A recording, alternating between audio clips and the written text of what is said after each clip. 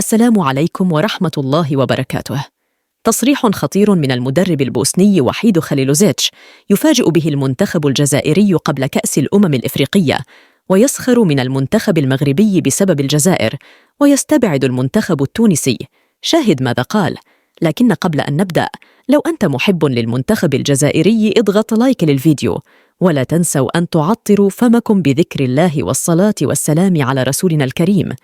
إذن قبل أيام قليلة من افتتاح كأس الأمم الأفريقية التي ستقام في كوت ديفوار، فقد صرح المدرب البوسني وحيد خليلوزيتش وأدلى بتصريحات نقلتها شبكة أفريقيا سبورت، وقال: هذه البطولة من أصعب البطولات الأفريقية على الإطلاق، لأنه يوجد بها أكثر من 6 منتخبات مرشحة للقب.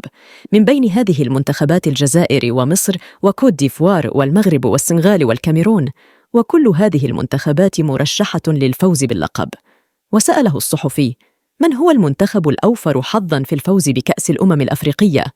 فرد وقال: هناك بالطبع هذه المنتخبات التي ذكرتها مسبقاً وجميعها مرشحة على اللقب، ولكن هناك 3 منتخبات في وجهة نظري سيكون من بينهم منتخب سيحمل لقب كأس الأمم الإفريقية، وهي منتخبات الكوت ديفوار ومصر والجزائر. وسأله الصحفي: وماذا عن المغرب وتونس؟ فرد وقال: أنا أستبعد تماماً المنتخب التونسي للوصول للمربع الذهبي، وآخر محاولات للمنتخب التونسي سيكون دور الثمانية. أما عن المنتخب المغربي، فشاهدنا المنتخب المغربي تألق في كأس العالم ووصل إلى المربع الذهبي، ولكن عندما يتعلق الأمر بكأس الأمم الإفريقية فاللاعبون لا يقدمون المستوى المطلوب.